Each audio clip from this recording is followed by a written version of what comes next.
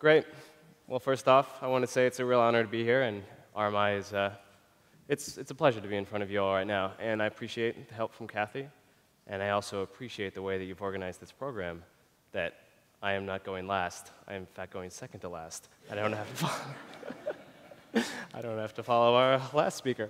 But there's a lot of debate about where we're going to get our future energy needs, whether it's going to be from fossil fuels like coal or natural gas, from fracking, or conversely, from renewable technologies, be it wind, solar, what kind of storage do we need, electric vehicles. And I'm not here to discredit that argument, but I'm here to make a case for efficiency as a true grid-level resource, on par with that of coal and oil. And I think efficiency, if we go after it with the tenacity and the business drive that we've gone after coal and oil, has a huge potential. And let me be specific. When I say energy efficiency is a grid-level resource, I'm talking about replacing power plants. And I'll give you a specific example. So last year in San Antonio, that city is growing very quickly, and they realized to meet their future energy needs, they needed to build a $1 billion power plant, coal-fired. But instead of doing that, they stacked up energy efficiency measures to meet the same resource need, the same future power for the city of San Antonio, but they did it with efficiency and saved $150 million. And so this line of thinking is exactly what we're all about at RMI. And as an analyst, this is exactly what we do. RMI is a nonprofit. We're based in Colorado, and we were founded by Amory Lovins on this exact principle: replace efficiency with generation resources. And one key component of this as well, as engineers and economists, is that this must be led by business-driven solutions. And at RMI, we're also in the business of making ambitious targets, using analysis to craft a vision of what we see into the future in terms of the mix of resources and what it'll take to get there.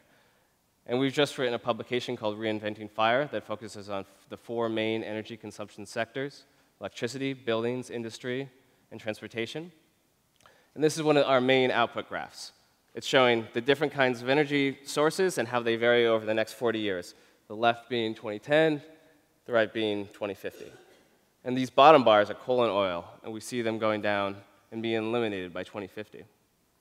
Similarly, renewable technologies, which are in green, expand out over the next 40 years. But what's astonishing about this is that in our vision of the future, efficiency composes almost 40% of the resource. This is hundreds of power plants.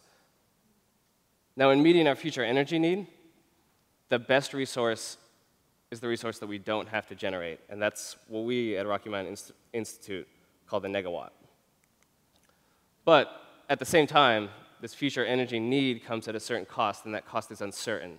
And as part of this analysis for Reinventing Fire, we also put our best guess out there as to what these energy generation technologies would cost. And as anybody who does analytical work, and I would imagine there's a lot of people in this room, when we say a guess, it really is. This is probably not going to be the price. These are solar, wind, and gas over the next 40 years. These will probably not be accurate, and there's a lot of uncertainty, but it's our best guess.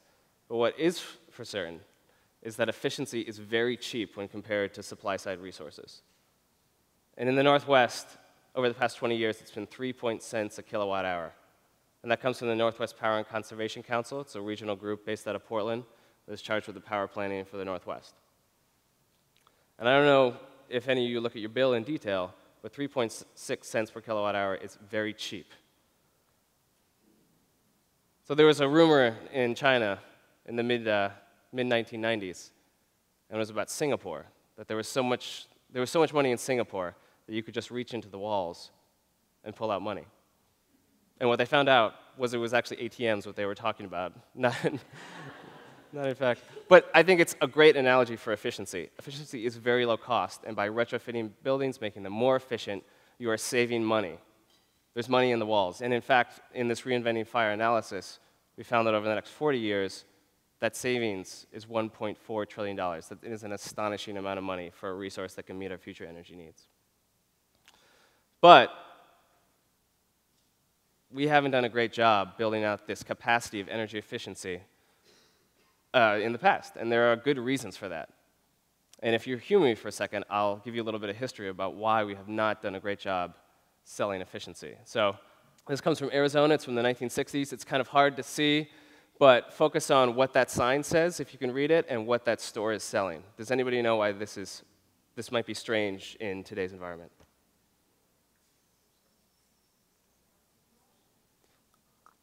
Anybody?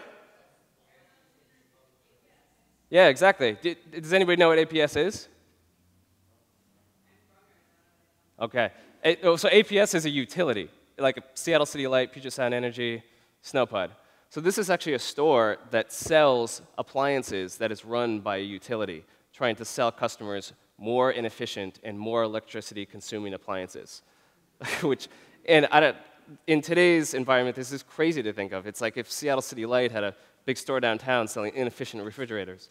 So the history of the industry for utilities is not to sell efficiency, it's to sell more electricity.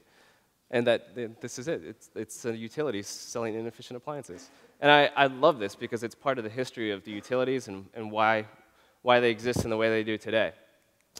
These are more examples. I love this. Buy inefficient refrigerator, Seattle City Light. So this is not to bash on utilities. It's just to say that their traditional business model is to sell more kilowatt hours. That's how they made money. So selling efficiency is challenging. But the Northwest has been a leader in this area because they have a much more collaborative process of building out efficiency programs, having to be prioritized at utilities. And this is a graph showing the savings from utility energy efficiency programs, so resource-driven programs over the past 6 years. And this is fairly impressive. This is on the order of, say, 3 average gas plants. But what's really challenging, I think a couple other speakers touched on this, is that over half of the savings come from just replacing light bulbs, CFL bulbs. This can't be the crutch of the industry going forward if we're going to have efficiency be 40% of the resource. And the reality going forward is if we're going to hit this resource that is low cost, abundant, we need to have customers want the technology. And it's a really challenging sell for a few reasons. Efficiency is invisible. You can't take a gigapan of efficiency, unless you can. I hope so. So it's invisible. There's nothing on your roof. There's nothing that gives you this visual confirmation that your home is efficient. The second being it requires a significant upfront investment with the benefit of future savings. It's uncertain to a lot of people as compared to other things they could spend their money on. And then the last, if efficiency is working well, you don't notice. Your home works well, and you get a lower bill, but it's not as present as a lot of other things. So at RMI, hopefully, or what we'd like to do in our work is convince people that efficiency is this abundant resource, but customers have to want it. You have to drive demand for customers to invest in efficiency. And I wanted to talk about a few areas that we think are really promising to allow customers to spend their hard-earned money on making their homes, their businesses more efficient. And I'll focus on 2 things that are more utility-driven, and then the last one is more private capital. And the first is increasing the awareness of customers' energy consumption. The second is on-bill financing. And then the last is efficiency leases. So the first is access to information. So I'm going to walk you through a quick example of how very simple information given to customers by utilities can significantly influence their behavior. So some of you actually might have seen these in your electricity bill if you're a Puget Sound Energy customer. This is an example from Sacramento. So the utility sends out a bill, and it has your energy consumption relative to your neighbors around you, and it just gives you the tiniest comparison to other houses or businesses around you. And then they give you one more piece of information, which is a very simple smiley face. Initially, they had a frowny face, but they took that off because people got angry. But this is such a simple concept, but it really influenced people across a service territory, utility, a city, to change their behavior. And people like me, who are energy analysts and engineers and statisticians, argued about exactly how much that was, 2–3%, which is significant when you apply that over a broad swath of customers.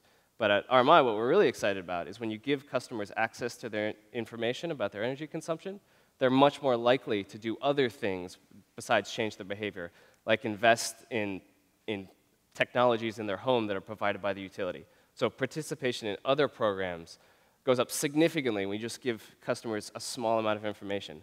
This is an example from the Midwest. Customers who received this information in their bill recycled their refrigerator at a much higher rate. So this isn't this 1%, 2%, 3% savings. This is big, big savings. Small intervention, potential to increase the program participation across a utility. So once you make a customer more aware of how they're consuming energy, you need to give them the ability to invest. And we really like on-bill financing because it's simple. Customers need to make simple decisions. I pay an energy bill, and thinking about how I would retrofit my own house, it's confusing. So by taking the technology that you would put in a home, and you finance it through the utility, through private capital, but then you repay, the customer repays it right on their bill. It's just another line item. And I'll give you an example of exactly how this works. So say you're a business. Your bill every month is $350. Now you go to your utility, you get a loan for $20,000, you retrofit the building, you change the installation, new HVAC measures, maybe you do a lighting retrofit. You see significant savings in the amount of energy that you consume, but you also have to repay that loan, say at a reasonable rate, 4 or 5%. Your actual bill should stay relatively the same, and in fact, in a lot of cases, it goes down. And they're doing this in California, and they're rolling out across all customer classes. I think this is a real key for success in something like on-bill financing. If you make it available for everybody, it's not confusing, it's simple. You can get this money and you pay it back on your bill. And in terms of making it very viable for private capital to come into the utility and then be given out in these on-bill financing, what's really attractive to banks and other credit unions is that people's default on utility bills is very low. So it's a very safe investment for private capital. So on-bill financing, we think, is a wonderful, wonderful way to drive large amounts of capital to customers to retrofit their homes and make them more efficient, and then it's easier to repay. We're trying to make it easy for customers to say yes to efficiency, and nothing does that better than just doing it right on the bill. And then the last one, first two were more related to the utilities. The last one is leveraging the savvy and the drive of private businesses who are already in the market to help sell efficiency to customers. So, and these are called efficiency leases.